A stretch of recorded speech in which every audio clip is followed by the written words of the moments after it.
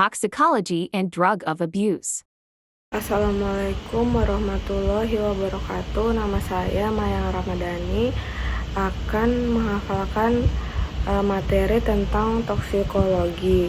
Ada obat untuk selator logam berat, yaitu ada EDTA, yaitu etil diamin asam tetraasetat. Mekanisme aksinya dengan cara selator dari banyak divalen dan logam trivalen. Aplikasi klinisnya yaitu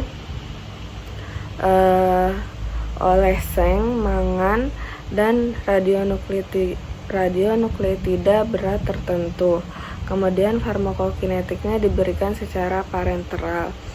Toksisitasnya diberikan sebagai kalsium. Kemudian juga ada perubahan elektrokardiogram. Kemudian ada deferoxamin.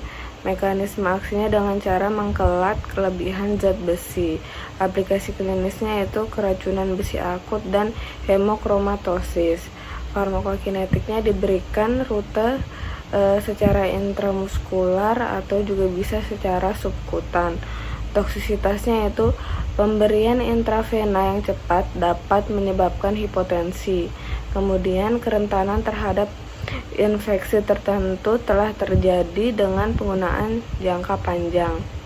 Kemudian ada dimercaprol dengan cara chelator bidentat membentuk dua ikatan dengan ion logam. Kemudian aplikasi klinisnya yaitu arsenik dan anorganik, keracunan merkuri, serta keracunan timbal. Diberikan secara parenteral. Toksisitasnya yaitu hipertensi sementara, sakit kepala, takikardia, mual, dan muntah parestesia. Kemudian ada penisilamin dengan cara chelator bidentat.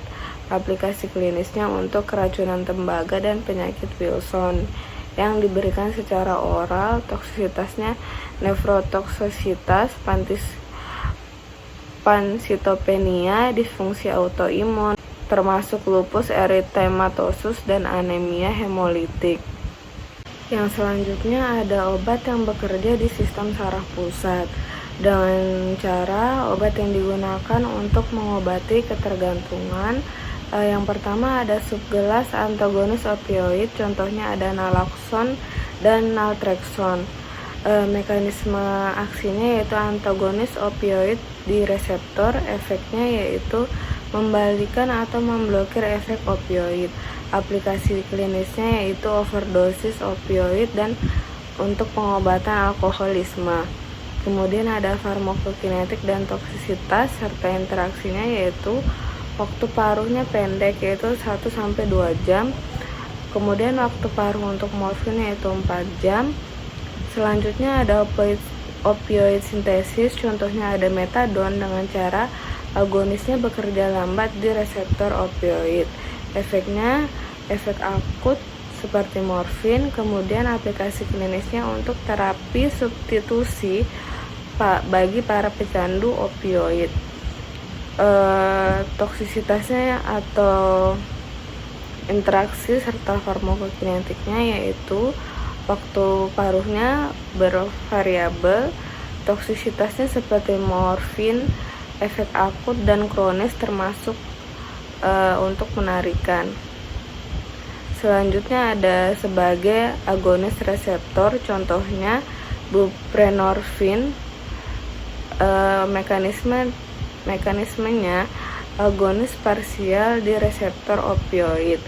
Efeknya melemahkan efek akut morfin dan opioid kuat lainnya. Aplikasi klinisnya yaitu terapi substitusi untuk pecandu opioid. Farmakokinetiknya yaitu waktu paruhnya lebih dari 40 jam. Selanjutnya ada agonis parsial reseptor N, contohnya ada varenicline. Agonisnya di HN subtipe reseptor dengan efek memblokir efek menguntungkan dari nikotin. Aplikasi klinisnya dengan cara berhenti merokok. Toksisitasnya mual dan muntah serta perubahan psikiatri kejang jika digunakan dalam dosis tinggi.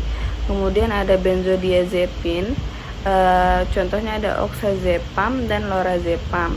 Bekerja pada modulator GABA reseptor, efeknya pada tingkatan fungsi GABA di CNS.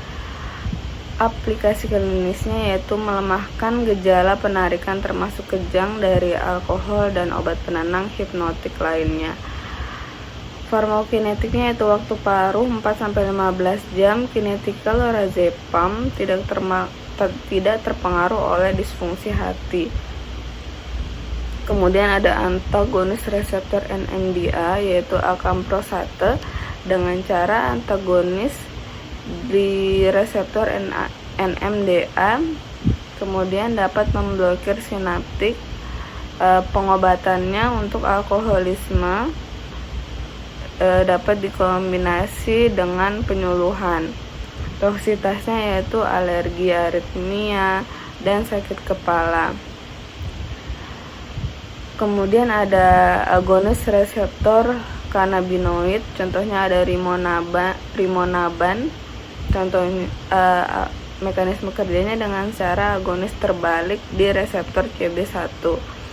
Efeknya yaitu turunkan GABA dan pelepasan glutamat di CNS. Digunakan untuk berhenti merokok. Toksisitasnya bisa dapat mempertinggi resiko untuk bunuh diri. Thank you.